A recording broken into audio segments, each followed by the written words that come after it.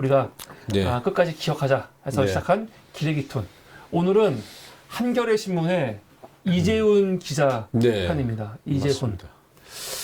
이재훈은요, 제가 기사를 쫙 봤어요. 네. 근데 보니까 뭐라고 할까, 기사들이 다 쓰레기는 아니에요. 네, 예. 좋은 그렇더라고요. 기사도 많이 썼고, 네. 그리고 사실은 되게 의미 있는 기사도 많이 썼어요. 네, 예. 의미 있는 기사들도 네. 많이 썼어.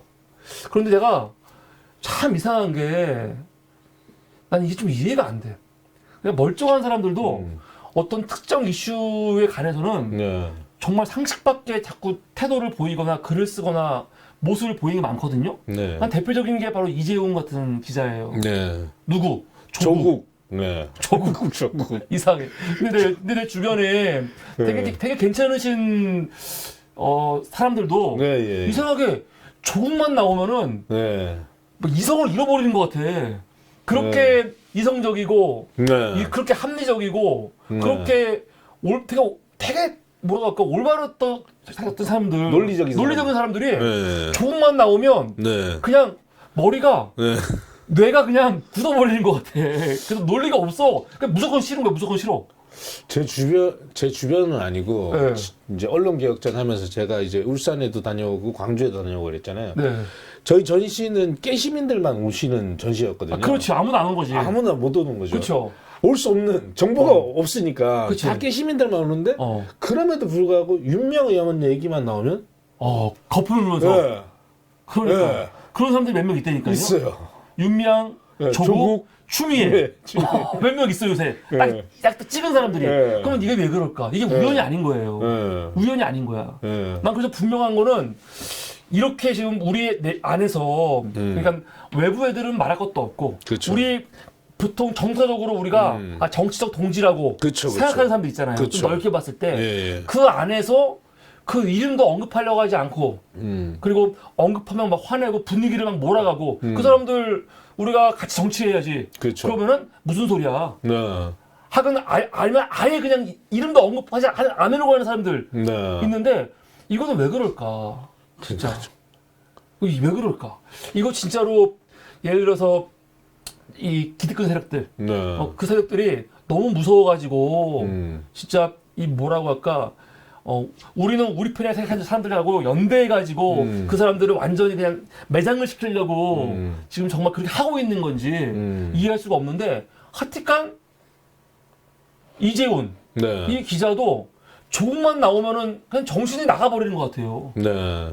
최근에 이재훈 기자 관련해갖고 논란이 된 건 뭐냐면 한동훈이가 지난 7일 날 유럽에 갔어요. 네. 유럽에 가갖고 그거 뭡니까 출입국 이민정책 네. 관련 네. 그 협력체계 갖추겠다고 유럽에 출장을 갔는데 이 새끼가 출장을 가면서 이 책을 한 권 이렇게 네. 보이고 갔죠. 이게 뭐냐면 펠레폰네소스 전쟁사를 툭 갔단 말이에요. 근데 보면 알겠지만 저는 이게 뭐 그렇게 큰 거라 생각 안 해요. 왜냐면 정치인들 같은 사람들 사실은 본인이 행동할 때 책 같은 거 일부러 공개하고 그러잖아요. 네, 예. 핸드폰 공개하기도 하고. 네.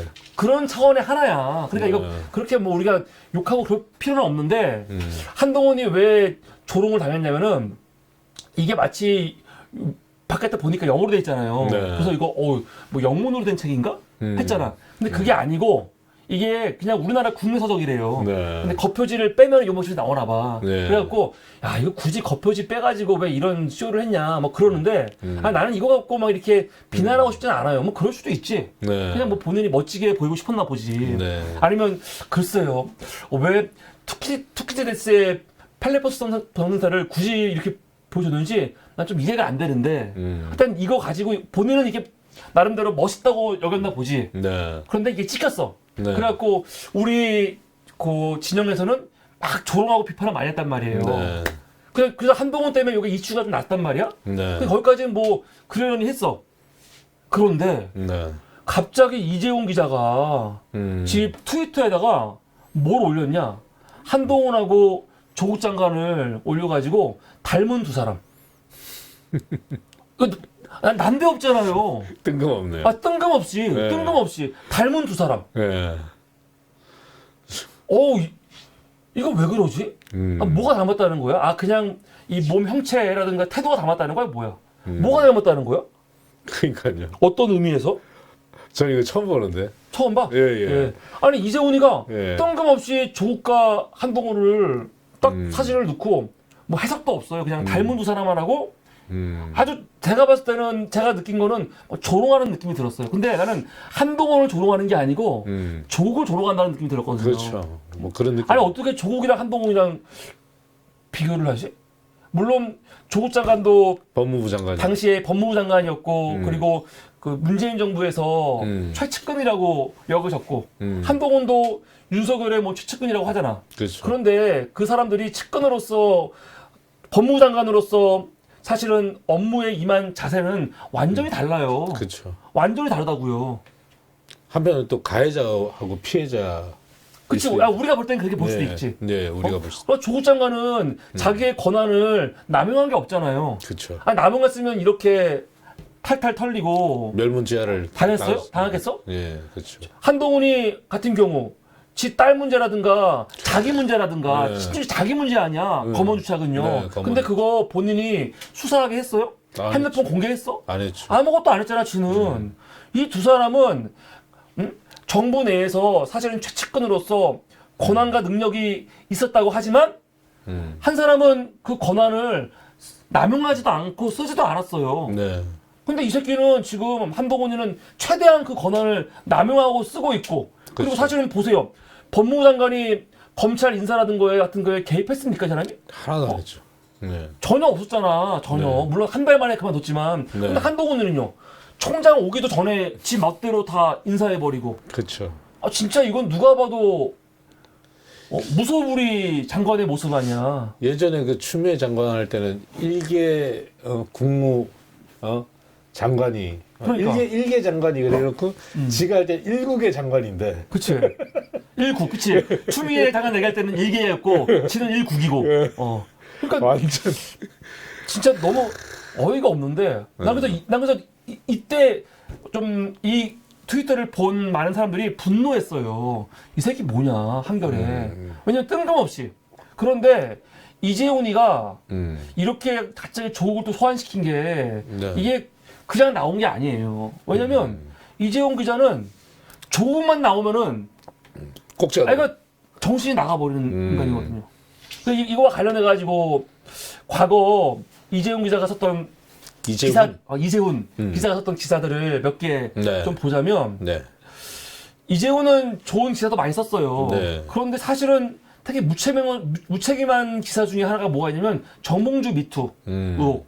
정몽주 의원이 서울시장 나오려고 그쵸. 딱 준비하고 나와갖고 딱 기자회견 하려는 그 날에 갑자기 프렌시안 기자라는 사람이 자기 미투라고 폭로를 네. 해버렸단 말이에요. 네, 예. 그러는 바람에 정몽주 의원 결국 서울시장 네, 날라갔죠. 날라갔고 네. 3년간을 고생했거든요. 네. 그런데 정몽주를 아예 그냥 미투 가해자로 낙인을 찍고 진짜 괴롭힌 기자가 누구냐면 한겨레 여기 박다혜 기자. 네. 이 박다혜라는 기자가 아주 뭐라 할까 진짜 그냥 피해자라고 주장하는 그 여성 입장만 대변하면서 정몽주를 악마화했던 기자거든요. 제가 그림 그렸습니다. 아 그래서요? 예. 네. 아주 진짜로 네. 사악해. 네. 아니 뭘 좀 알아보고 하던가. 네.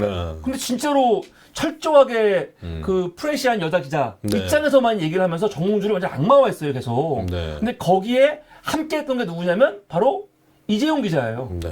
정몽주 미투 주장 여성 여의도 호텔에서 5시 30분 이후 만났다. 뭐부터 시작해갖고 근데 당시 근데 정몽주 관련해가지고 이 억울함을 김어준이 방송에서 내보냈어요. 뉴스공장 말고 당시 블랙하우스? 블랙하우스라는 방송을 네. 했거든요. 근데 SBS였나? SBS였나? 네. KBS였나? 잠깐 네. 했잖아요. 네, 예. 공중파죠? 네, 예. 근데 거기서 정몽주 문제를 다뤘거든요. 근데 그걸 가지고 박다혜도 뭐 블랙하우스로 확인된 정몽주 해명 3가지 오류 이야기를 하고 또 이재훈도 마찬가지야. 정몽주 성추행 파문에 남긴 것은 무엇인가 하면서 정몽주를 완전히 그냥 아예 낙인을 찍었어. 범죄자로. 그렇죠. 정몽주 전 의원이 성추행 폭로에 대해 잇따른 거짓 해명을 내놓다가 결국 서울시장 출마를 철회했다. 성추행 가해를 했다고 특정된 날 서울 여의도 렉싱턴 호텔 간 적이 없다고 했다가 호텔에서 결제한 신용카드 사용 내역이 나오면서 모든 내용이 무너졌다. 야, 이것도 되게 사악한 새끼예요. 이 내용 좀 아세요? 네. 예. 이거 정몽주 이 지금 호텔에 본인은 안 갔다고 했었거든. 네.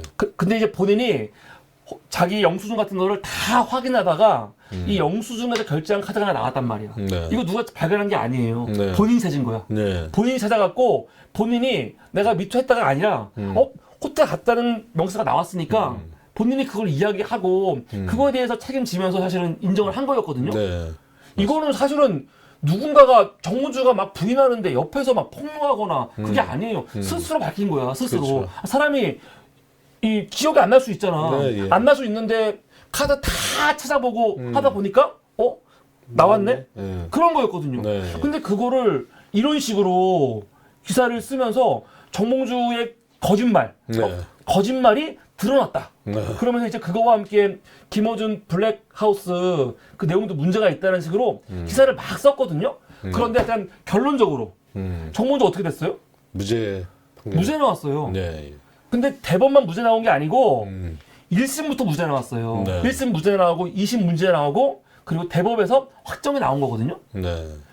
무죄 나온 다음에 정몽주가 당시 뭐라고 입장문을 냈냐면 온갖 수단을 다 써서 저 정봉주에게 미투 누명을 씌우려고 했지만 그들은 저 정봉주의 진실을 이기지 못했습니다. 제 호소, 제 진실된 주장을 믿어준 재판부 판사님들 감사합니다. 그러면서 무죄를 받긴 했으나 삶은 만신창이가 됐다.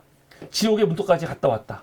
MB에게 짓밟혀 감옥에 갇히고 정치권에서 밀려난 지 10년, 거짓말 미투의 함정에 빠진 4년, 그 14년간 갇혔던 칠흑 같은 어둠의 터널, 아무것도 할 수 없는 제 자신의 현실에 절망했다. 아니 정몽주에 대한 호불호를 떠나가지고 네. 정몽주가 진짜 억울하게 감옥에 갔잖아요. 네. 이명박 그건 억울한 거죠. 이건 그렇죠. 내가 봤을 때는 재심 신청해야 되는 거야. 네. 억울하게 감옥을 갔다 왔고 그로부터 이제 정치할 수 있는 게 다 중단이 됐다가 문재인 대통령이 정몽준을 과감하게 사면을 시키면서 네. 사실은 다시 정치 재개를 한 거였거든요. 네, 맞습니다. 근데 그때 미투 때문에 네. 또 정치를 못하게 완전히 발목이 잡히고 4년간을 정말 개고생을 했어요. 4년간을. 그럼 거기에 일조한 게 누구냐면은 물론 그 고소인이 있을 것이고 네. 언론들이 있는데 네. 언론들이 정봉주 무죄 나온 거에 대해서 사과하는 사람도 있습니까? 없죠. 한 명도 없어요. 네. 이재용 같은 기자들 왜 가만히 있어? 사실 그러게요. 난 정말 나쁜 새끼들 같아요. 어떻게 이럴 수가 있어? 가해자 그냥 피해자라고 피해자도 아니죠. 그럼 뭐라고 그래야 되나 지금 이 가짜 미투죠. 가짜 미투. 네. 예. 그러니까 그럴 때 마치 본인이 피해자인 양 막 혹은 자기가 검사인 양 판사인 양 죄가 있다라고 확정을 하고 그냥 쓰잖아요 기사를. 그러니까요. 지금 조국 장관님도 그렇고 윤명 의원도 그렇고 다 지금 뭐 추미애 의원도 장관님도 그랬고 그런 식으로 몰아갔다가 진실이 드러났어. 그럼 반성하고 거기에 대해서 정정 보도를 써야 되는데 전혀 그렇게 하질 않죠. 아무것도 없어요 그냥. 네. 근데 쟤네들 아까 초반에 기사를 많이 읽진 않았지만 딱 보면 아니 단정하고 있다니까요. 그러니까요. 어떻게 그럴 수가 있어? 자기가 검찰 플러스 판사에다가 신이 돼 있어. 그러니까요. 웃기는 새끼예요. 근데 특히 조국에 대해서는 더 심해. 이 이재훈이가 한겨레에서 기사만 쓰고 칼럼을 많이 쓴 적은 없어요. 근데 네. 칼럼을 초반에 쓰기 시작한 게 언제냐면은 딱 조국 장관 문제 나왔을 때 딱 그때부터 쓰기 시작하는 거야. 그때부터. 2019년. 2019년 말부터 딱 쓰기 시작하는 네. 거거든요. 그때 쓴 칼럼 중에 뭐가 있냐? 조국 사태라는 거대한 변곡점. 사태. 이때가 이제 9월이에요, 9월.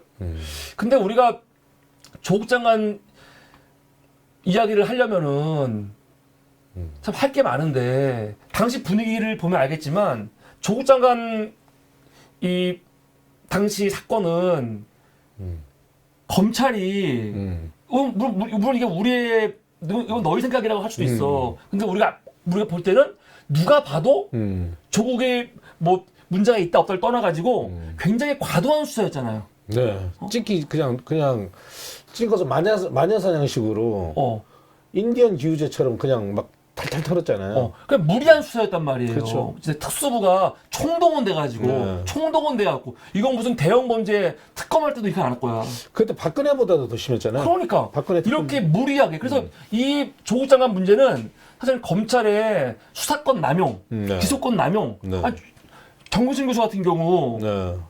한 번 조사도 안 하고 조국 장관 청문회 하는 날 기소해버린 거 아니에요. 그렇죠. 이게 기소권 남용이지 뭐야. 네. 그렇다고요. 근데 조국 장관 이야기를 했을 때 그런 거 다 빼버리고 다 빼버리고 그냥 뭐만 쓰는 거냐. 예를 들어서 조국 장관 집안이 잘 사는 집안이잖아요. 네. 조국 장관도 그렇고 정호진 정호진. 교수도 지식인 아니야. 네, 예. 그렇죠? 그래서 자기 자녀한테 좋은 교육을 시키려고 노력을 많이 했단 말이에요. 네. 저도 사실은 몰랐어. 저는 제가 뭐 수능 세대고요. 네. 수능 세대고 학교 졸업한 이후로 제가 뭐 지금 무슨 중고등학교 자녀가 있는 것도 아니고 네. 그래서 지금 난 애들이 어떻게 공부하는지 네. 대학 어떻게 가는지 난 전혀 잘 몰랐거든요. 크게 관심이 없어가지고. 네. 그런데 이 보니까 지금은 수능으로만 가는 게 아니고 여러 가지 방식으로 이 대학 가는 게 많이 있잖아요. 네. 그래서 나는 뭐 인턴이라든가 아니면은 뭐 이 외부 활동 이런 걸로 뭐 하는지 전혀 몰랐거든요. 그렇죠. 근데 저도 그게 몰랐어요. 무슨 외고라든가 아니면 과학고라든가 그쪽 학생들은 굉장히 당연하게 하던 거라는 거 아니에요. 이명박 때 입학성과 제도 들어오면서 그거 권고했고 그때 네. 하라고 했단 말이야. 네. 하라고. 만약에 문제가 있다면은 그 제도가 문제인 거죠. 그렇죠. 그 제도. 그 제도를 그 제도가 사실은 뭐 시작은 더 앞에가 됐지만 하여튼 이명박 때 확대된 거거든요. 그러면 그 제도에 대해서 비판하고 그 제도에 대해서 이야기하면 되는데 조국 장관 같은 경우 그 제도를 활용을 했지. 네. 그건 분명한 사실이에요. 네. 근데 그거는 당시 조미 씨 한영외고 선생님들도 그렇게 하라고 권고한 거고 다 그렇게 하던 거였어. 네. 하는 거였다고요. 논문 쓰는 것도 마찬가지고. 네. 예. 물론 이거 모르던 사람들 봤을 때는 어디 무슨 고등학교 학생이 논문을 써. 논문을 써? 이해가 안 되지만 사실 이거 그 같은 학교에 있었던 학생들 네. 이 같은 수준에 있던 사람은 다 하던 거란 말이에요. 네, 예. 다 하던 거야.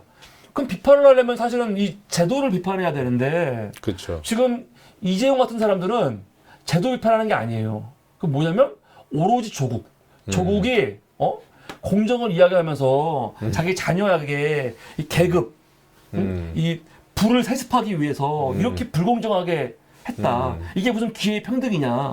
그러면서 틀린 말은 아니거든요. 네. 그러니까 우리나라에 가진 사람들, 기득권들이 사실은 그렇게 부모들이 해줄 수 없는 가정이 많이 있는데 네. 본인들이 했다는 거 아니야. 네. 그러니까 어떻게 근데 조국이라는 개인의 문제겠어요, 그게. 아니죠. 네. 근데 이제 이러는 거야. 조국 사태라는 거대한 변곡점 하면서 뭐라고 하면은 이렇게 얘기를 해요.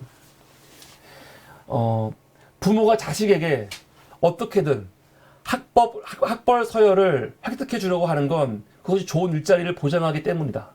한국에서는 공무원과 전문직, 대기업 등 일부 좋은 자리를 빼면 모두 벼랑 끝에 서서 언제 추락할지 모르는 불안함 속에서 산다.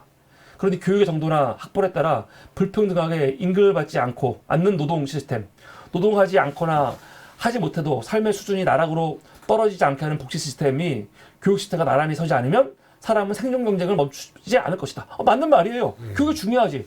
그런데 기회의 평등을 내세웠던 문재인 정부가 이번 사태를 계기로 결과의 평등 정책을 심각하게 고려해야 하는 까닭이다. 조국 같은 아버지를 둔 적도 조국 같은 아버지를 둔 주변인도 없었기 때문에 이번 사태를 보고 박탈감을 느낀 적이 없습니다.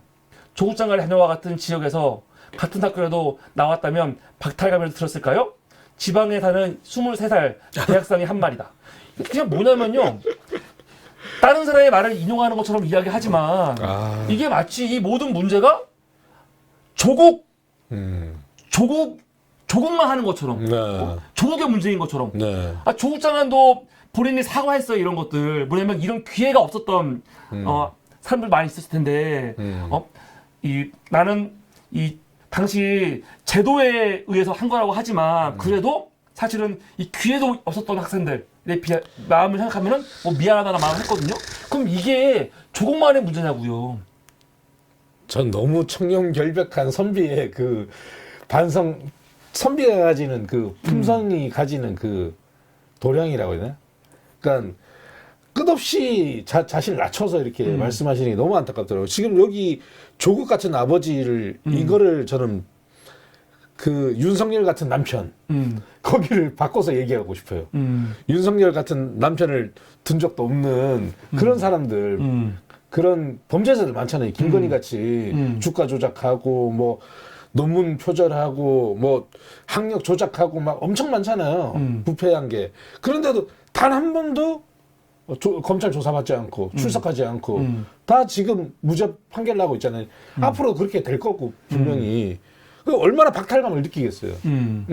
그걸 그대로 바꿔주고 싶어요 지금. 그러니까 황당한 게 뭐냐면 나는 이게 그 이재용 기자 개인의 문제만이 아니라 한겨레가 또 마찬가지예요. 예를 들어서 이게 참 열받는 게 얘네들이 하는 일반적인 얘기는 맞을 수 있어요. 지금 사회가 불평등하고 이게 우리 사회에서 나름대로 20%만 누리는 거거든요, 이게. 모든 대한민국 학생들이 지금 뭐 입학 사상관자 이후에 무슨 부모님들 개입해가지고 뭐 교수 부모님들이 서로 학생들 받아가지고 무슨 인턴 해주고 그런 것들 모든 사람이 다 하는 거 아니잖아. 그렇죠. 이거 하는 사람만 하는 거거든요. 네. 그래서 만약에 옛날에 청년 전태일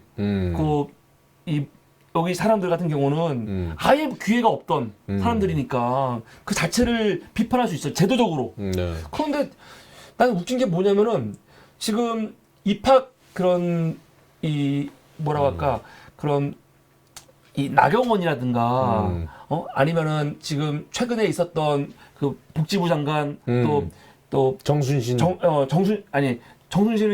마찬가지고 네. 그 전에 예전 이쪽에 복지부 장관하고 예. 교육부 장관 김인철이었나? 얘네들 자녀 문제 같은 거 경북대학교 그 병원 그쪽. 그래서 기사가 많이 나왔죠. 네. 입시비리라든가 네. 아니면 여러 가지 혜택 때문에 많이 나왔는데 많이 나왔어도 지금 조국을 다루듯이 이렇게는 안 했어요. 그건 지금 조국 장관한테만 이러고 있는 거야. 네. 조국 장관한테만 이렇게 말하면서 마치 조국이라는 이름이 입시비리, 불공정, 불평등 그거에 뭐 마치 대명사인 것처럼 아이고, 아예 만들어 버렸다니까.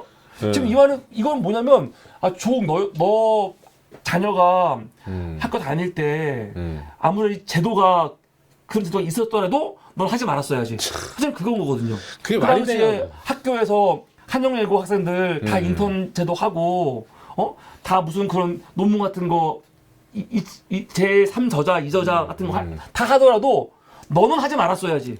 네 자녀는 시키지 말았어야지. 그거거든요. 근데 그게 말이 돼?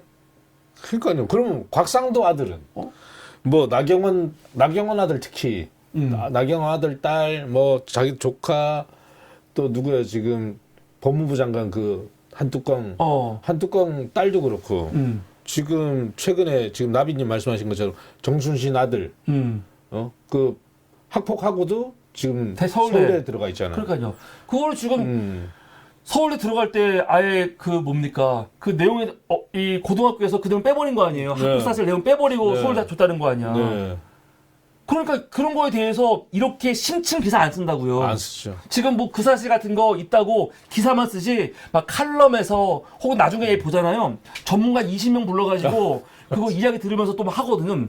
이렇게 심층 기사 안 쓰거든. 심층 기사 쓰면서 마치 조국 장관 때문에 우리 사회가 사단이 난 것처럼 이렇게 그냥 아예 그냥 뭐라고 할까 프레임을 씌워버리는데 야 어떻게 이럴 수가 있을까? 전 전문가 20명 혹은 지방 사는 23살 청년 이런 말을 빚는 것 자체가 너무 옹색하고 진짜 좀 구차한 것 같아요. 얘네들. 근데 이것들이 정말 기자라면은 이거는 정말 제도의 문제가 있는 거 아니겠어요? 네. 제도가 조국 장관은 그 당시에 입학 제도와 관련해서 한 거란 말이야. 그러면 제도를 비판하면서 이 제도에 대한 변화를 이야기해야 되는데 그런 거 한마디도 없어요. 한마디도 없어. 마치 누가 보면은 아무도 그렇게 하면 안 되는 거고 할 수 없는 상황에서 조국 장관만 그냥 꼼수를 써가지고 정말 특혜로 한 것처럼 얘기하는데 그거 아니거든요. 아니죠. 다 그렇게 했어. 지금 방송 보시는 우리 여러분들, 우리 방송이 지금 뭐 50대 분들이 많이 보시니까 40대, 50대, 60대가 많이 보시거든요. 아마 부모님들이 조국 장관하고 거의 비슷한 연배분들 많이 계실 거란 말이야. 그럼 그쵸. 여러분들 자녀들 중에 죄송한 말씀이지만 공부 못하는 자녀 말고 공부 좀 하는 자녀들 중에 자녀들 중에 조국 장관처럼 이렇게 안 한 사람들 있어요? 당시? 혹시 자녀들 중에 과학고라든가 외고 나왔는데 혹은 지금 자녀들이 대학에 나름대로 우리나라에서 좀 알아주는 대학 간 자녀들 중에 여러분들 고등학교 때 입학 준비 어떻게 하셨어요? 한번 다 생각해봐. 다 내가 했던 거예요. 그렇죠. 이거 너무 자연스러운 거라고. 그 컨설팅 맞잖아요. 입시 컨설팅 맞잖아요. 아, 그럼요. 네. 지금 우리 장다수님은 입시 컨설팅 전문가예요. 아, 그래요? 장다수님이. 아, 그래요? 예. 그러니까 얼마나 황당한 거야. 그런데 조금만 딱 낙인을 찍어가지고 얘기하는 거야. 그러니까 문맥, 배경 같은 거 다 빼버리고 그쵸. 조국은 딸에게 부를 세습하려고 그렇게 했다. 몰아가는 거죠. 이거 2019년 10월 달에 또 쓴 거예요. 14년 참사와 두 갈래의 촛불. 여기서 뭐라고 하냐면요. 난 이거 자체가 짜증이 나. 국민들이 분노했던 이야기들을, 사례를 몇 가지 얘기를 해. 뭐 2016년 구의역 김군, 18년 김홍균 비극. 이때 가슴이 아팠죠. 네. 노동자들. 16년 강남역 살인사건 네. 이후 페미니즘과 미투 운동. 그러면서 또 뭐 얘기하냐? 19년 법무부 장관, 조국 법무부 장관 딸 입시 특혜 논란. 아니, 어떻게 구의역 김군, 김용균 씨, 이 비정규직 노동자의 이 안타까운 죽음의 사례, 그리고 강남역에서 묻지마 살인 아니에요? 네. 그런 거와 어떻게 이걸 동급으로. 2019년 조국 장관 딸 입시 특혜 논란이라고 하면서 이거를 같이 묻고 있어. 같이 묻고 있어. 야, 그럴 수가 있나? 그런데 조국 장관 얘기를 하려면요, 사실은 한쪽에서 당시 검찰에 대한 얘기를 해야 돼요. 그쵸. 검찰이 얼마나 무리하게 수사했는지, 정말 짐승 같은 수사를 했는지를 얘기를 해야 되거든. 그 결과가 지금 윤석열의 이 사악한 정권이 탄생한 거거든요. 다 연관이 있다고. 독재 시대가 왔죠. 근데 이 새끼들은 이 당시만 하더라도 사실은 국민들 반이 서초동에서 촛불을 든 거 아니에요. 그렇죠. 반을 가져가지고 그 사람들의 목소리, 그 사람들의 지금 이 뭡니까? 이 분노는 어디에 있어? 조국 장관이 당한 거에 대한 분노 때문에 서초동에서 이 많은 사람들이 촛불을 들었단 말이에요. 조국 수호하면서. 그럼 그건 뭐냐고 도대체. 네, 그러니까. 이렇게 그냥 조국 장관 딸 입시 특혜 논란이라고 하면서 이거를 김군, 김용균 씨의 안타까운 죽음, 강남역 묻지마 살인하고 그냥 묶고 가시고 상상 초월이다. 한 사례로 들어버리는 거야 그냥. 야, 이럴 수가 있나? 아니, 그러니까 이걸 저울에 달면은 같은 저울에 달 수도 없을 뿐만 아니라. 아예 상황은 다르지, 상황 자체가 카테고리가 달라버리지. 카테고리가 다르지. 예. 예. 근데 어떻게 이럴 수가 있지? 야, 어떻게 이럴 수가 있나? 다음 내용 보면요. 뭐라고 하냐. 지난 2년 5개월처럼 이거 이제 문재인 정부에 대한 비판이에요. 그러니까 문재인 정부 탄생하게 된 이유가 뭐냐면 2016년 그 촛불로 탄생했다는 거죠. 2014년 그 세월호로 인해 정부가 없다. 그게 무능이 밝혀졌고 그 분노와 그 분노로 인해 2016년 촛불이 일어났고 그걸로 문재인 정부가 나왔는데 문재인 정부 나와가지고 제대로 일을 못하고 있다는 거지. 그러면 하는 말. 지난 2년 5개월처럼 그 에너지를 과거 청산에만 쓰고 만다면 어느새 새로운 시대에 대한 가능성은 소멸하고 정치적 냉소가 지배하는 시대가 도래할 것이다. 이것도 웃기죠. 아니, 문재인 정부가 제 말대로 촛불 집회, 촛불 시민들의 열망으로 올라왔어. 국정농단 아닙니까? 네. 그럼 그거 해결 안 해? 청소해야죠. 청소해야지. 네. 근데 얘는 그 2년 5개월. 그러니까 이 5년, 여기 말하는 거는 국정농단도 있지만 무슨 오자마자 뭡니까? 국정원 개혁, 검찰 개혁, 네. 뭐 그런 거 했잖아요. 네. 그런 권력기관 개혁에 대해서 비판하는 거야, 지금요. 그러니까 얘가 조국 장관을 비판하는 거하고 요런 마인드하고 통하는 거야. 얘는 왜 2년 5개월 동안 문재인 정부가 검찰 개혁에 그렇게 에너지를 소비하고 있냐 그 말이죠. 이게 이 김재훈 기자, 김재훈 맞지? 이재훈. 이재훈 기자가 갖고 있는 기본적인 이 검찰 개혁을 바라보는 시선인 거야. 네. 문재인 정부가 2년 6개월 동안 시간 낭비하고 있다. 그거 아니야. 그러면서 하는 말. 그 책임에서 문재인 대통령과 더불어민주당 그리고 조국 사태 내내 일만의 존재감도 보여주지 못한 정의감 그 누구도 자유로울 수 없다. 이게 무슨 말이야? 여기는 이미 조국 사태라고 하면서 이 조국 장관 자체가 이미 악마화되고 있는 거죠. 네.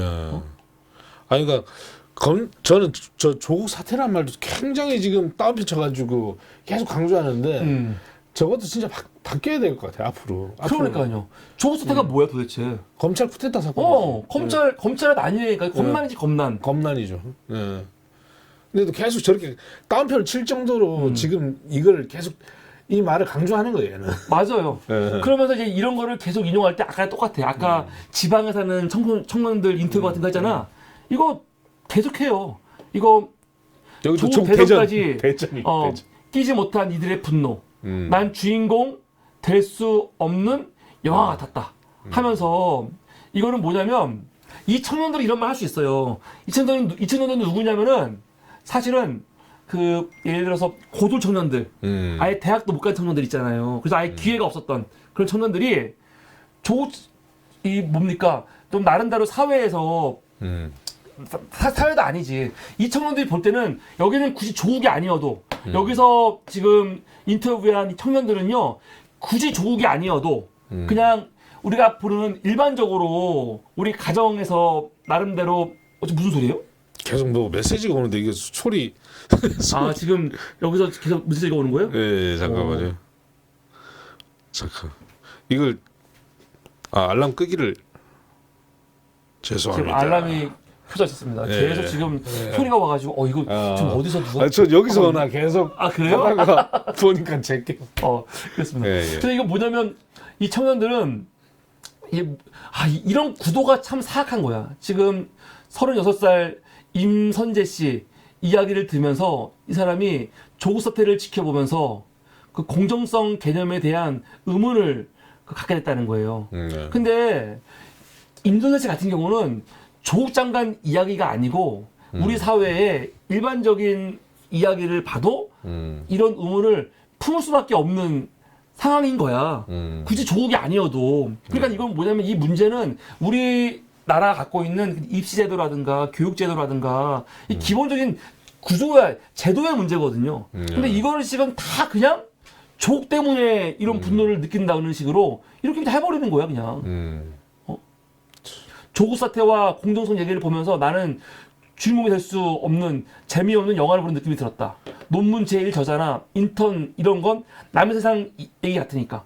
그런데 이 뭐야? 논문 1저자 인턴이라는 게 조국이 자기만 몰래 한 거냐고. 아니죠. 그게 아니잖아요. 그럼 여기에 이 기자가 나름대로 진짜 의식이 있는 기자라면은 얘기를 해야 되는 거야. 그렇죠. 우리나라 지금 입시 제도 입시 제도에 문제가 있구나. 이거 좀 변화가 필요하다고 얘기하던 그런 말 한마디도 없어요. 그렇죠. 공론화 시켜서 제대로 고치든지 뭐 대안을 찾아야 된다라든지 뭐 해야죠. 교육개혁에 대한 이야기 같은 거 한마디도 없어요. 그냥 오로지 조국 때문에 지금 이 청년들이 박탈감을 느낀다.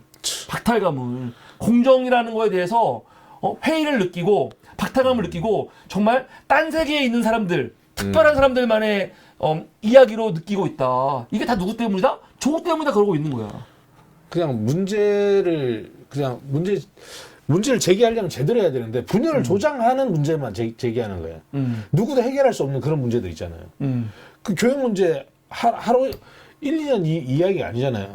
10년, 20년 전에도 계속 못 해왔던 얘기들이잖아요. 그런 이야기들은 결론이 안 나잖아요. 딱히 어떤 대안이 나오더라도 굉장히 어렵죠. 뭐 남녀 갈등이라든지 빈부 갈등이라든지 노사 갈등이라든지 이런 부동산이 주는 그런 갈등이라든지 누구한테는 옳고 누구한테는 그런 하나의 수를 둔다고 해서 이게 다 해결책이 없는데도 불구하고 그런 것들을 계속 조장해서 분열만 계속 조장해서 클릭수만 늘리는 것 같아요. 그러니까 한겨레가 그러니까 심층 취재 기사를 시리즈를 내는 거예요. 이게 지금 왜 나온 거냐면은 다음에 이재훈이 쓴 글에 나오는데 연재를 했어. 조국 그 이후. 그러면서 아까 연재를 하고 있는 거야. 그러면서 이제 교수들 모아가지고 인터뷰도 하고 막 그런 거거든요. 근데 이게 너무 나는 사악한 거예요. 이렇게 심층으로 하는데 이렇게 하는 이유가 뭐냐? 그냥 조국 때문에. 조국 때문에. 조국을 밟기 위해서. 도대체 조국이 뭘 그렇게 잘못했길래? 조국으로 인해서 우리 사회에서 지금 도대체 얼마나 큰 문제가 났길래 이게 지금 그냥 난 게 아니고 그 언론들이 문제를 만드니까 문제가 된 거거든요. 그렇죠. 도대체 조국에 뭘 얼마나 큰 입시 비리를 저질렀길래 저질렀다고 정말 아무도 생각도 못하는 거를 온갖 권력을 이용해 갖고 딸한테 공부시키고 무슨 인턴 이거 뭐 체험학습 시키고 뭐 그런 게 아니거든요. 근데 마치 조국이야말로 정말 듣도 보도 못한 편법과 특혜 정말 아무도 꿈도 꾸지 않은 그거 한 것처럼 하면서 대단한 사건이 터진 것처럼 하면서 온갖 특별 기획을 연재하고 심층 취재를 하면서 이 기사를 쓰는 거야. 계속. 악마화 시키는 거죠. 이게 뭐야 도대체? 근데 이거에 대한 그 이재훈의 최고의 기사는 뭐냐? 2022년. 야, 2022년이면은 얼마 안 됐어요. 그렇죠. 얼마 안 됐어. 근데 이때 또 조국을 다 데리고 오는 거예요. 최근까지. 끝났는데. 최근까지. 2022년이면은 총선도 끝나고 지금 총선 끝나고 대선 끝나고 총선 끝나고 대선 끝나고 참 대선 총선 아니고 대선 끝나고 맞아. 지방선거 끝나고 지금 윤석열 들어왔을 때야. 그러면서 지금 민주당이 제대로 못하고 있는데 제대로 왜 못하고 있냐? 조국 때부터. 진짜. 조국 때부터. 이때 그 이재훈이 뭐 한 거냐면 20명의 민주당 20명 인사들 정치 사회학자 평론가들 20명 모았다는 거죠. 나중에 이제 이것 때문에 허재영 기자가 열받아가지고 페이스북에 쓴 글을 보니까 그 20명 중에 대부분이 다 페미니스트, 페미니즘 교수라고 이야기를 했죠. 근데 모르겠어. 페미니스트라는가 아니 혹은 페미니즘을 신봉하는 교수들이 뭐 조국 장관에 대해서 어떤 입장일까? 뭐 이거 딱 정확하게 단정할 수는 없지. 네. 단정할 수 없지만 지금 이 여성계에서 사실은 민주당이라든가 이 똑같은 뭐 의혹이 났을 때 저쪽에 의혹 난 거에 대한 얘기도 안 해. 근데 지금 사실은 박원순 시장님이라든가 박원순. 안희정 지사라든가 민주당 계열 관련된 사람들이 뭐 성희롱, 성추행 의혹 같은 거 나왔을 때 뭐 근거가 있건 없건 간에 이재명 대표도 그랬었죠. 옛날에 그 배우 예. 누구지? 그 여자. 있는데. 뭐 그거 있잖아요. 기억이 안 나네요. 뭐 하고 싶은 거 다 해. 맞아. 그러니까 그런 거 김부선. 그런 문제 나왔을 때 민주당한테 했던 태도를 보면 그쵸. 얘네들은 뭐 민주당에 대해서 공정하지 않은 시각을 갖고 있는 사람들이에요. 내가 볼 땐 그러는데 하여튼 허재영 교수도 그런 의미에서 어떻게 20명 중에 대다수를 다 페미니스트만 뽑아가지고 그 사람들에게 질문을 한 거죠. 질문을 했더니 뭐라고 하냐. 민주당은 언제부터 길을 잃었나 하면서 조국 전 법무부 장관 일가 입시 비리, 사모펀드 의혹에 대한 민주당 대응이 자신의 범죄 비리는 문제가 아니라는 운동권 아저씨라는 위선적 기득권 이미지를 고착화시켰다고 하는데 이게 말도 안 되는 헛소리인 게 이면민님 라이브 맞습니다. 헛소리인 게 난 돌아버리겠어요. 사람들이 다 제일 중요한 거 빼버린다니까요. 지난 2020년 총선에서 민주당이 압승했어요. 네, 압승했죠. 지금 의석수 언제 나온 거냐면 너희들이 조국 사퇴라고 그 개지랄 떨고 온갖 짓 다 하고 절정했을 때 절정에 있었던 2020년 5월 달에 민주당이 압승한 거야. 맞습니다. 무슨 길을 잃어. 조국 장관님 덕분이죠. 무슨 길을 잃어. 민주당이 그때 가장 압승한 거예요. 역사상 그냥 민주당 역사 이래 가장 많은 의석수를 180석이라는 그러니까. 어마어마한 전대미문의 민주당 역사도 아니고요. 헌정 이후 헌정 맞아. 이래 야당이 그러니까 진보 계열이 이렇게 압승한 적이 없단 말이에요. 그렇죠.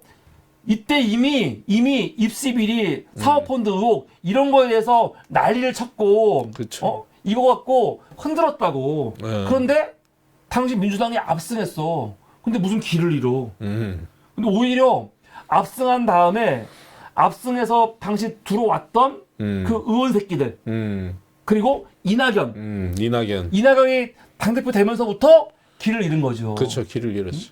이낙연이 당대표 되고 그러면서 지가 이제 당대표만 되는 게 아니고 그 이후에 대선 주자 후보. 예. 하겠다고 하면서 나오면서 이재명에 대해서 사실은 대장동 의혹 같은 거 터트리면서 민주당이 길을 잃은 거예요. 네. 무슨 소리야? 여기 조국이 왜 나와?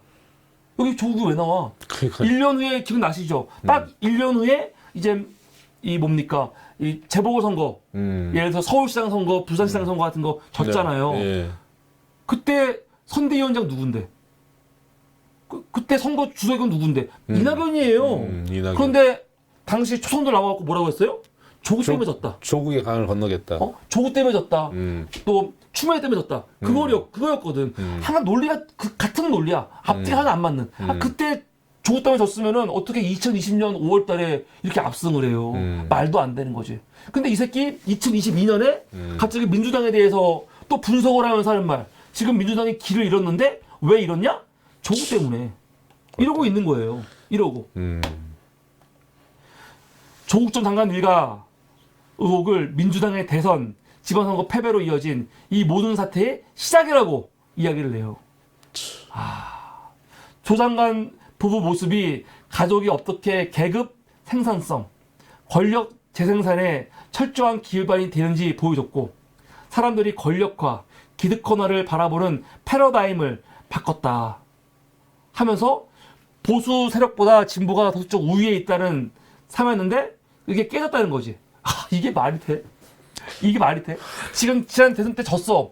결과로는 졌지만 지난 대선 때 봤던 윤석열 일가의 그 도이치모터스 이 부부 그리고 또 이 모녀 간에 있었던 이 주가 조작 문제 이런 건 문제가 안 돼? 본부장 선거에서 졌다고 해갖고 갑자기 민주당이 갖고 있었던 모든 게 다 문제시대가 되는 건 아니거든요. 선거는 질 수도 있고 이길 수도 있어요. 네. 응? 질 수도 있고 이길 수도 있어. 이재명이 0.7%로 졌어요. 네. 졌다고 해서 이재명이 졌으니까 이거는 민주당이 엉망이었기 때문에 진 거였고 그 엉망이었던 이유는 조국 때문이다.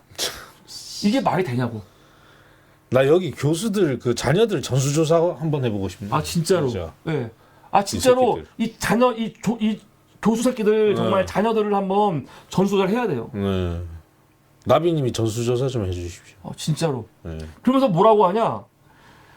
하나하나를 다 나쁘게 보는 거예요. 예를 들어서 서초동 서초동 집회에서 민주당 의원 이 조국 수호 외쳤던 그 집회 있죠. 이거는 뭐냐? 민주당을 망친 팬덤 정치. 당신과 민심의 괴리를 보여주는 팬덤 정치라는 거야. 조국 장관 수정 집회가 이게 말이 돼요? 씨발. 지금 얘네들은요 조국 장관만 문제가 아니고 조국 수호를 외쳤던 서초동에서 촛불 들었던 모든 사람들이 다 그냥 강성 지지자, 팬덤. 개딸들도 그렇고 그런 거야. 서초동 집회 나간 적 있어요, 없어요? 있죠. 그래서 우리 박찬호 작가님은 팬덤 정치, 민주당을 당신과 민심이 멀어지게 하는 바로 그런 행동을 한 거예요. 여러분들 방송 보시는 분들 중에 서초동 집회 나가신 분들 계십니까? 지금 이재훈이 이번에 인터뷰한 기자들 한 보도, 작년 6월달에 한 걸 보도 보면 여러분 때문에 지금 민주당이 당신과 민심이 멀어진 거예요. 촛불 집회 나간 여러분들 때문에, 우리 때문에 그 말이거든. 아니 이게 말이 돼? 이제는 아예 촛불까지 무시하는 거예요. 아니 서초동 조국 수호 집회는요 2016년 광화문에서 촛불 들었던 그 사람들이 같은 마음으로 나온 거예요. 검찰 개혁을 외치면서 조국 수호라는 게 범죄자 조국을 무조건 지키자 그런 게 아니야. 조국 장관이 뭐 엄청나게 범죄가 드러났어. 그런데 무조건 우리가 조국 팬이기 때문에 지키자 그게 아니야. 그게 아니거든요. 그렇죠. 조국이라는 이름이 가지고 있는 함의는 뭐냐? 대한민국에서 지금 개혁해야 돼. 가장 힘이 세다고 하는 힘이 세지. 검찰 개혁. 네. 검찰 개혁 주도하다가 이렇게 진짜 난도질을 당했거든요. 네. 누구나 조국이 될 수 있는 거예요. 맞습니다. 누구나 진짜로 검찰이 지금 마음에 안 들어가고 갑자기 박찬호 작가님 나를 막 죽이려고 막 진짜 칼을 들이댄다. 어떡할 거야 우리? 우리 살아남을 수가 없어요. 지금 당장 검찰이 버탐사라든가 아니면 마음에 들지 않는 언론들, 정치인들, 심지어 이재명 대표 죽이려고 하는 거 보세요. 지금 더글로리의 그 가해자들이 지금 검찰이라고 보시면 되는 거죠. 우리가 그쵸? 예, 왕따가 되고 피해를 보는데 방관하고 외면했을 때 내가 그 다음 피해자가 될 수 있다는 거죠. 예. 그런데 지금 다 이 검찰 세력의 피해자들인데 언론이라는 새끼들이 지금 뭐 하고 있는 거야? 그냥 검찰 논리, 검찰 판만 들고 있는 거야. 이렇게 하면서 이 새끼들, 이 교수라는 새끼들 검찰 이야기 한마디도 안 해요. 민주당이 이렇게 어려워진 이유가 사실은 검찰이 똘똘 뭉쳐갖고 정치를 하고 있는 거거든요. 정치를 하면서 지금 민주당과 싸우고 있는 거고 계속 민주당이 문제 있는 것처럼 문제를 만들고 있는 거고 그럼 국민들은 그냥 기사를 보고 있다 보면은 민주당에 문제가 있나? 지금 이재명에 대해서 벌써 지금 대선 벌써 1년 됐어, 1년. 1년 내내 지금 이재명에 대해서 이 지랄을 하고 있는 거 아니에요? 지금 390곳이 넘는다고 하는 것 같은데 그 압수수색이 100군데가 아니라 300군데가 넘는다고. 맞아요. 그러면 이게 정상이 아니잖아요. 그러면 검찰이 이 짓을 하고 있으니까 이런 짓을 하고 있으니까 이재명은 나와야 된다. 그 말은 앞으로 검찰이 마음에 들지 안 하는 사람은 정치하면 안 되는 거야. 그러니까 300곳이 이상 털렸는데 아직까지 지금 깜빵이 안 들어가는 거 보면은 얼마나 청렴결백한 거예요. 그럼요. 그걸로 이미 판결이 난 건데. 어이가 없죠. 예. 판결이 난 거잖아 이미. 300곳이 털었는데 이게 그 전에 또 박근혜 때도 털렸지, 이명박 때도 털렸지. 그거 다 합치면 어마어마하겠죠. 그럼에도 불구하고 지금 이재명이 못 잡아놓고 있잖아요. 이재명 대표를. 그러면 이거는 거의 뭐라고 해야 순결도라고 해야 되나 뭐라고 하죠 그걸? 흠이 없는 거지. 흠이 하나도 없는 거죠 진짜. 진짜로 털어도 안 나오는 거야 지금 먼지도. 그러니까 계속 터는 거야 나올 때까지. 그러니까 근데 오죽하면 그 아들 무슨 그러니까, 게임을 도박으로 그냥 포장해가지고. 그러니까 만약에 검찰이 원래 권력자들에 대해서 이렇게 끝까지 터는 집단이라면 이해할 수 있어. 근데 지금 보세요. 김건희 어떻게 됐어? 다 그냥 무혐의로 덮어주겠다는 거 아니에요. 박진 같은 경우에도 지금 외무부 아들 걔는 진짜 도박했는데. 여기는 정말 도박이에요. 걔는 도박했는데 게임이 도박하는 게 아니고 박진 아들은 도박을 운영하는 사람이지. 도박자를 운영하는 사람이죠. 네. 운영자. 아 그랬어요? 네. 근데 그건 게임이라고 포장을 게임이 아니죠. 이거 불법 사이트예요. 아 근데 우리나라에는요. 그거는 온라인 무슨 게임 사이트 운영한 것처럼 그렇게 포장을 했었거든요. 말도 안 되는 거죠, 진짜. 근데 이런 식인 거예요, 이런 식으로. 이런 식으로 그냥 무조건 몰아가는 거지. 근데 이 새끼가 이렇게 지금 조국 장관 관련해서 이제 이슈가 없으니까 좀 뜸한데 그 뜸하는 중에 작년 6월 달에 갑자기 교수 20명 모아가지고 조국 장관 때문에 민주당이 망했다는 식으로 기사를 딱 내보내더니 갑자기 지난주인가에 이 트위터를 올리는 거야. 닮은 두 사람. 난데없이. 왜 이럴까? 왜 이렇게 조국을 못 잡아먹어서 안다니까 도대체. 그게 누구냐? 바로 아까 말씀드렸던 한겨레의 이재훈입니다. 그 이재훈을 우리 박 작가님이 또 하이퍼 리얼리즘 을 추구하는 그 화법으로 그림을 그렸습니다. 바로 이거죠. 이 작품 설명 부탁드립니다. 아니 이 사진이 제일 유명하더라고요. 그래서 사실은 동영상을 찾아보고 유튜브에서 다른 사진을 봤는데 안경 낀 사진 그리고 지금보다 더 살찐 얼굴이더라고요. 더 넙대대하고 안경 끼고 있는 사진인데 그래도 그거보다 이 사진이 워낙 유명해서 요 사진으로 그냥 아주 예전 사진 같아요. 근데 그리면서 약간 박진영도 생각이 났고 그리고 그 고릴라 장재원? 장재원. 고릴라가 생각이 나면서 그런 생각을 하면서 작업을 했습니다. 아니 참 이상해요. 이 사람 기사를 다 이렇게 쓰는 기사가 아니거든. 네. 근데 조국장과 관련된 기사만 이렇게 참 쓰고 있고 네. 검찰에 대해서는요 기사를 제대로 쓰지도 않아 또. 네. 조국 장관에 대해서 제대로 다루려면은 검찰에 대해서도 공평하게 다뤄야지. 그러지 않거든요. 참 이상해. 그런데 오늘 재밌는 기사가 2개가 나왔어요. 재밌는 기사가. 어떤 기사가 나왔냐? 홍민성. 한경의 홍민성이에요. 근데 이 새끼가 오늘 기사 2개를 내는데 난 이것도 정말 이해가 안 돼. 하나가 뭐냐? 정말 나 깜짝 놀랐어. 이걸 아마 보시면 거의 없을 것 같아. 조민 씨 관련된 기사예요. 허영신 없다는 조민. 재판 때 든 가방 얼마인가 봤더니. 진짜. 이게 뭐냐면 어저께 조민 씨가 재판 증인으로 나왔어요. 네. 뭐냐면 지금 부산대 의전원 입학 허가 취소 재판 하고 있는데 증인으로 나와가지고 당사자니까 그런 이 조민 씨에 대한 그런 증인을 한 거지. 거기 조민 씨가 뭐라고 했냐? 이렇게 얘기했어. 주변에 허위 보도들이 과장돼 나오고 포르쉐를 본다. 성적이 안 좋은데 피부과를 지원한다는 등 저에 대한 사회적 인식이나 이런 것들이 하나도 노력하지 않고 허영심만 있는 것으로 비춰졌다. 그러니까 언론들이 조민을 그렇게 만들었잖아요. 공부도 못하고 실력도 없는데 마치 공부 엄청 잘하잖아요. 엄청 잘하죠. 엄청 잘하는 아니, 친구예요. 점수가 초과됐다고 하더라고요. 그러니까. 근데 그까지 무슨 동양대가 어디 있는지 어떻게 알아? 동양대 표창장 갖고 무슨 저도 처음 들어갔어요. 난 지방대 안 무시해요. 내가 지방대기 때문에 안 무시해. 근데 동양대 누가 대학인지 어떻게 알아? 난 요번에 알았어. 저도. 그전까지 누가 알았어 동양대를. 근데 그까지 대학교 표창장 하나 있다고 해서 그것 때문에 조민 씨가 뭐 부산대 의전원에 합격하고 안 하고 결정된다는 거야? 말도 안 되는 거지? 그러니까. 그런데 지금 계속 주변 분위기는 뭐냐면 공부도 못하는 애가 억지로 사실은 이런 부모 혜택 받아가지고 대학 갔다느니 아니면은 진짜 이건 가짜 기사죠. 포르쉐 온다는 포르쉐는 누가 몰았어? 곽상도 아들이 몰았잖아. 이 새끼는 포르쉐를 몰고 경찰에 왔어. 개새끼 그럴 수가 있어? 포르쉐 몬다고 지랄한 게 누구냐면 곽상도였어요. 그렇죠. 아마 그랬을 거야. 맞아. 그런데 그 아들 새끼가 포르쉐를 몰고 경찰서에 왔어.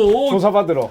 아니 난 씨발 이건 진짜 국민을 우습게 여기는 거지. 이거 보란 듯이. 50억 받고 나서 그거 검찰 조사 받으러 경찰 조사 받으러 그걸 끌고 간 거죠. 야 어떻게 그럴 수가 있지? 아니 연기라도 그냥 좀 허름하게 그치. 출연이 있고 아니 출연이 아니더라도 재벌들도 휠체어 끌고 가잖아. 그러니까 그럴 때는 불쌍하게 가잖아. 불쌍하게. 근데 개새끼 어떻게 포르쉐를 몰고 경찰에 나와. 이 개새끼 지금 이게 50억 받았다고 지금 난리가 났는데 보란 듯이 야 50억 뭐가 막 큰 돈이야. 나 포르쉐 몰아. 뭐 그런 거야? 그러니까. 근데 그때 조민 씨에 대해서 포르쉐 몬다고. 사실 또 몰면 어때? 몰면 어때? 돈 있으면 몰 수도 있지. 근데 몰지도 않았고. 아반떼인가? 아반떼. 몰았다는 것 같은데. 근데 이런 식으로 뭐 포르쉐 몬다, 뭐 한다. 그러면서 나를 허영심만 있는 것으로 언론들이 이야기했다라고 재판에서 이야기를 했거든요. 얘기할 수 있잖아. 할 수 있지. 근데 이걸 가지고 이 홍민성이라는 개새끼가 어떻게 기사를 썼냐? 조민이 법원에 나왔던 이 사진을 딱 기사에 내면서 조민이 그때 갖고 왔던 이 가방 있죠. 이 가방이 꽤 유명한 가방인가 봐요. 한 80만 원, 100만 원 한대. 그러면서 야 허영심이 언론들이 너를 허영심만 가득한 것처럼 보도한 게 기분 나쁘다고 하면서 아유 지금 뭐 이렇게 비싼 가방 갖고 온 거 보니까 허영심 가득하네. 뭐 그렇게 조롱하는 기사를 쓰고 있는 거야. 할 짓도 들을 게 없다 진짜. 그러면서 손발에 보세요. 오라래. 분석을 해. 조민이 이번에 든 가방은 프랑스 패션 브랜드 자크민스의 르 치케토 모의 미니 핸드백이래. 그러면서 이게 지금 얼마냐? 93만 원. 우리나라 온라인에서는 50만에서 80만 원이고 비욘세, 킴 카다시안, 제니가 하고 다니는 가방이래요. 뭐 어쩌라고. 저도 100만 원짜리 가방 몇 개 있습니다. 아니 뭐 어쩌라고. 50에서 80만 원짜리 가방 갖고 다니는 게 뭐 문제가 돼?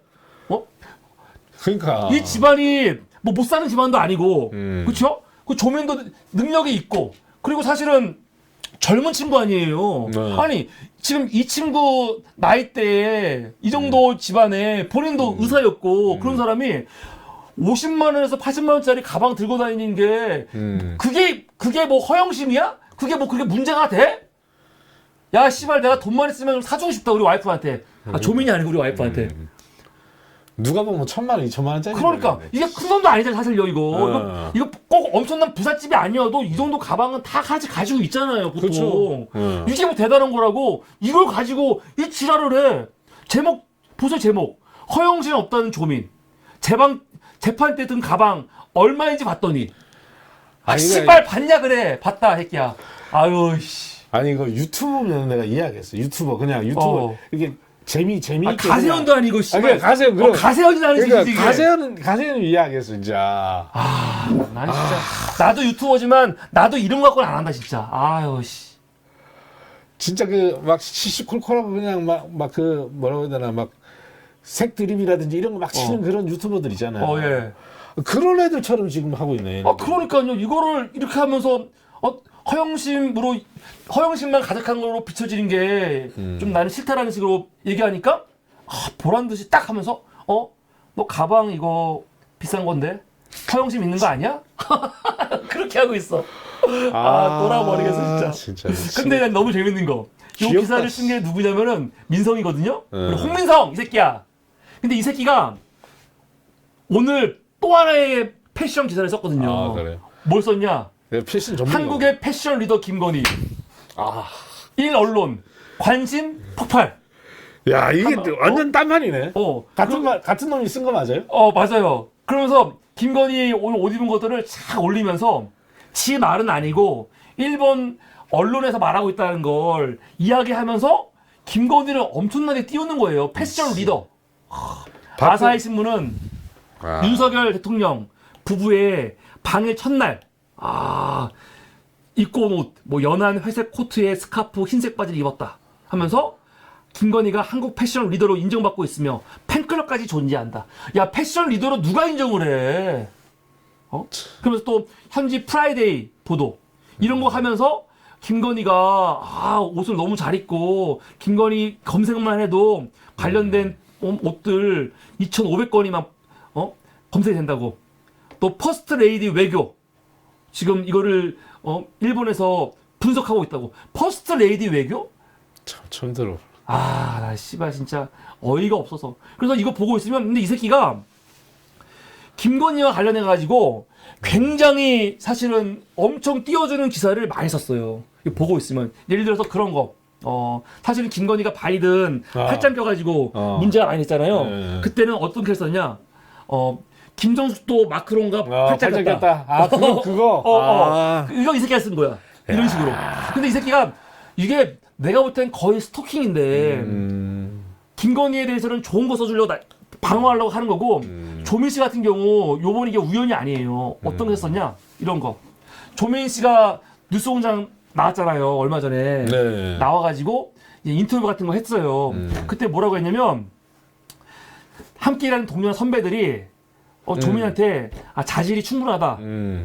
라고 말했다는 거 하는 거예요. 네. 이거 김어준이 물어봤거든요. 네. 의사 면허 같은 거 얘기하면서 물어봤더니 동료들이나 선배가 나한테 자질이 충분히 있다고 얘기했다는 거야. 이거 방송 보면 이거 아무 내용도 아니거든요. 별거 아니야. 네, 저도 할 수 있잖아. 예. 예를 들어서 박 작가님이 뭐 저희 어머니 그림 보셨잖아요. 그리고 박 작가님 보시고 어머니 그림 잘 그리신다고 했잖아요. 자질이 있다고. 그리고 그리고 우리가 만약에 어린애가 있어. 어린애가 그리는 그림 봤는데 내가 봤을 땐 잘 못 그렸지만 박 작가님은 전문가로서 봤을 때 자질이 있어 보이는데 할 수 있잖아. 그렇죠. 그렇죠. 네. 그러면 지금 조민 씨가 의사 된 지 1년 차거든? 1년 차인 의사의 행동을 보면서 선배나 주변 사람들이 태도를 보니까 너는 좋은 의사로서 자질이 있다. 이야기할 수 있지. 그 말이 너는 지금 화타야. 너는 지금 정말 엄청난 실력 있는 의사야. 그 얘기가 아니잖아요. 아니죠. 자질이 있다는 거거든? 근데 요 이야기를 가지고 뭐라고 제목을 쓰냐? 작심 발언.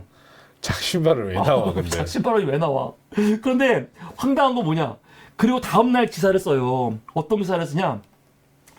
이면택이라는 대한소아과 청소년과 의사 이 새끼가 뭐라고 했냐면 조민이 했던 방송을 가지고 비꼬는 거야. 의사 생활 몇십 년간 한 나도 아직 환자 보는 게 두려울 때가 많은데 인턴 1년, 페이 닥터 1년 남짓한 아이가 자기의 의사 자질이 충분하다고 한다. 씁쓸하다. 이 미친 새끼. 이 새끼가 더 이상한 거지, 네가. 이 병신 새끼야. 이게 뭐가 씁쓸해? 이게 씁쓸할 문제야? 아니, 주변 사람이 의사 자질이 충분하네 했어. 그래서 내가 들은 얘기를 방송에서 물어보니까 이런 얘기 들었다고 얘기했어. 그런데 이거 갖고 씁쓸하대. 이게 무슨 상관이야? 이게 네가 의사 환자 보는 게 두려운 거랑 뭔 상관이야? 지금 조민 씨가 한 이 얘기가 나는 뭐 치료하는 거 너무 쉬워요. 별거 아니야. 그까진 거. 난 너무 잘해요. 그게 아니잖아 지금. 아니죠. 근데 이걸 가지고 이런 식으로 비아냥거리는 SNS를 올렸거든요. 근데 이걸 가지고 민성이가 또 글을 쓴 거야. 이렇게 제목은 자질 충분 자신감의 의사들 1년 남짓 한 해가 황당하다. 그러니까 기사 새끼들이 자기 의견이 들어간 건 아닌 척 하지만 이렇게 다른 거 인용하면서 쓰면요, 지가 이렇게 쓰는 의도가 있는 거 아니에요. 의도가. 그래서 나는 참 이상한 게 조국 장관이나 또 조민 씨도 마찬가지지. 조국 장관 딸이니까 왜 이렇게 끝까지 괴롭히고 왜 끝까지 이렇게까지 하려고 할까? 난 정말 이게 이해가 안 돼요. 약간 이재용 기자라든가 우리 민성이 같은 경우 애들 왜 이럴까? 아니 그러니까 이런 식으로 잣대를 들이대면은 우리나라 그런 얘기 하잖아요. 석가 예수도 우리나라 오면 그냥 저기 범죄자 된다고. 완전 범죄자죠. 완전 범죄자죠 진짜. 끝이 없지. 저런 질문을 해버리면 화타가 와서 화타한테 인터뷰했어. 의사로서 뭐 하면 뭐 자질이 있다더라. 그 쉽다더라. 뭐 그런 말하면 말꼬리 그냥 잡는 거잖아. 저건 끝이 없지. 그러니까 어이가 없죠 진짜. 그래서 왜 이렇게까지 할까? 조국 장관 그리고 그 가족들 그러니까 왜 이렇게까지 괴롭히고 저는 망신을 주려고 하고 그냥 이렇게 진짜 뭐라고 할까? 이 진짜 왜 모욕감을 들게 하려고 이렇게 할까? 저는 여러 차례 밝힌 적이 있는데 그래요. 살아 계신 것만으로 지금 기적이다. 다행이다 정말. 그런 모멸과 멸문지화를 견디고 진짜 가족 구성원 중에 한 분이라도 지금 예전에 뭐 그런 사례가 많았잖아요. 네. 검찰 그 개새끼들 때문에 순간 목숨을 이렇게 스스로 버리신 분들 많잖아요. 가족 중에서도 그때 추미애 장관 아드님도 그 가스 그 무슨 번개탄인가 뭐 발견됐다고. 그래요? 예. 압수수색했는데 번개탄이 발견됐는데 처음에 뭐 캠핑 간다고 그냥 둘러댔는데 사실은 죽을 마음이 있었다. 진짜? 예. 그래도 몰랐어요 그거. 예. 아니 그 정도 그렇게 뭐 윤명 의원님도 마찬가지예요. 윤명 의원님 따님도 마찬가지고 다 기사에 안 나오니까 모르는데 다들 그렇게 진짜 살아 계신 게 다행일 정도로 검찰이 그렇게 진짜 검찰하고 기레기들이 그렇게 윤단 폭격을 내리잖아요. 그냥. 그러니까. 근데 얘네들 보면 아까 기사에서도 보듯이 누구는 백 하나 들었다고 난리를 피면서 누구는 뭐 패션 외교 뭐 그 박근혜 때 그때 막 무지개색으로 그때 아시죠 그냥 맨날 가방 들고 뭐 한복 입고 해서 한복 외교 패션 외교 했던 거 지금 똑같이 지금. 근데 이 새끼들이 김동수 여사한테는 엄청 낭비 부럽지 않아 사치 그러잖아. 예. 난 정말 양심도 없는 새끼들이니까요. 그러니까요. 그래서 오늘은 참 조국 장관 이름만 나오면 부르르 떠는 한겨레의 이재훈에 대해서 함께 이야기를 했습니다. 이게 오늘 박찬호 작가와 함께 준비한 기레기툰 한겨레 이재훈 편이었고요. 다음 이슈는 우리 박 작가님이 준비한 함께툰 함께툰을 함께 볼 텐데요.